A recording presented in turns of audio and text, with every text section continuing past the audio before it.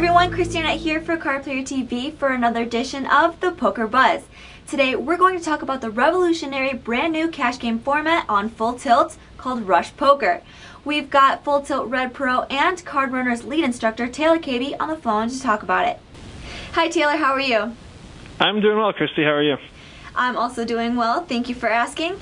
Now, we wanted to talk about Rush Poker, and I logged on to Full Tilt yesterday, and I saw your name in red playing it. So, for those who don't know, can you explain exactly what Rush Poker is?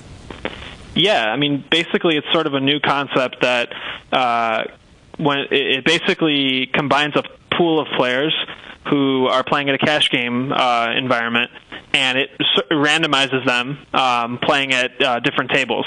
And the cool thing is that when you fold your hand, it instantly puts you at another table with other players that have just recently folded their hands, and you are instantly dealt a new hand.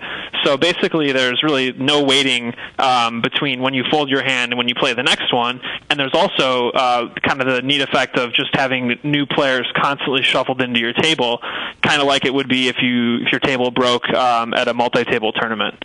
And then the final thing that's sort of neat is they have a quick fold button that even if you're out of position or not last or nearly last to act, you can quick fold and instantly go to your next table and not even wait for the action to get to you. Right, as if it wasn't fast enough. There's also a quick fold button.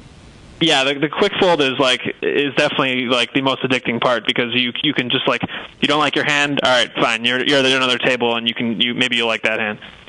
So if you're playing one stake and you're in one pool of players, is there also an option for you to have more than one seat? Yeah, you can sit in up to 4 different tables at a time.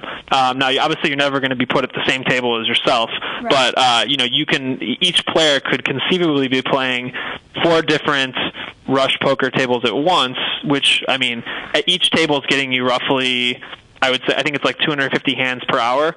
So you could probably play upwards of 1,000 hands an hour at 4 tables. Although I'm not quite sure how that would be for your head if you're playing that long. But yeah. So what was your impression of it when you first tried Rush Poker? I thought it was cool. I mean, it was like, when I've played some of the super turbos at Full Tilt where the action's really fast and furious, but it's a sit and go with a shallow structure, so you don't have a whole lot of room for maneuvering, and you can't really build a huge stack and all that type of stuff. But in these games, it's kind of the same environment in a cash game, and you can play if you're playing for a half hour, you're going to build up some stacks, and it's cool because you see a lot of guys that have built up stacks, and you're playing sort of like deep stacked big bet poker, but you get the nice elements of like a super turbo or a turbo sit and go. Right. Well, of course, with you as a Card Runner's Pro, I've got to ask, what do you think is sort of the optimal strategy here? Have you found things that work a bit better for this type of poker? Yeah, I mean, it's tough to say exactly. There are a few interesting things, though. The first being that nobody else really knows how you're playing because you're constantly shuffled into a new group of players. So for me, it's kind of hard to get away with a whole lot of stuff because as a Red Pro, players tend to, kind of keep an eye on what you're doing, and for me especially, with a lot of the videos that I've made of, playing aggressive poker and bluffing and stuff, people don't give me a whole lot of credit. But I think a lot of players could very, very easily exploit the fact that no one knows that they're maybe 3-betting a ton late in position, or that they're 3-betting button openers a lot. And also I think that opening in late position against people that don't know you've been opening a ton in late position seems like it would work a lot.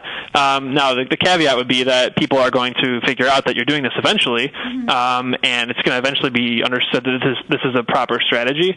So you kind of have to be careful. I would say it's probably best to play a hybrid strategy of, a lot of times you're opening really, really loose late, but then maybe some other sessions you start to play a little bit more straightforward because you don't want to always be playing the same way. Right. Now, with the Rush Poker, and you can, you look down at a hand like 8-3 off, and you can just quick fold. People seem to want to wait for the big hands, ace, king, big pairs. So, in a sense, is it kind of like a cooler machine, just people waiting for these big hands to try and get it in with? Well, for some people it might be, and I don't think those people are going to win. Right.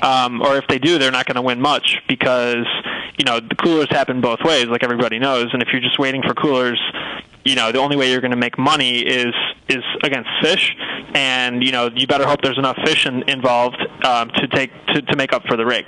Now, I would say that if everybody else is waiting for the big hands, then I'll be happy to be the guy that's collecting all the blinds in between then. Mm-hmm. So I think a lot of people say that, but I don't think in practice it will actually be the case. Okay.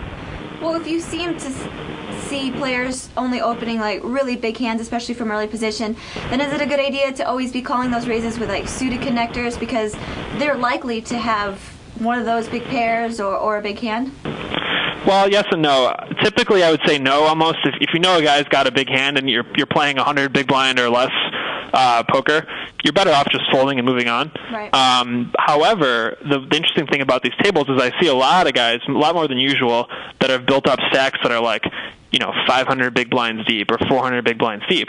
Now, in that case, it's sort of a dream to be playing, a suited connector type hand or a small pair type hand against a player that overvalues, his ace king or big pair. Mm-hmm. So against guys like that, and that again you have to sort of make reads, and people say, oh well, you can't make reads because you're constantly switching tables. Well, after playing a half an hour, you've played with a lot of the same guys, so you can make reads, and you got to focus more than you actually had to before with the normal cash game tables.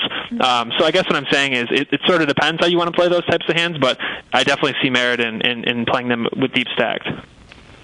All right. Well, thank you so much for those strategy tips. Now, what do you think the future of Rush Poker is? Do you think they're going to increase the stakes that they offer, and do you think this is going to take off as a big thing on Full Tilt?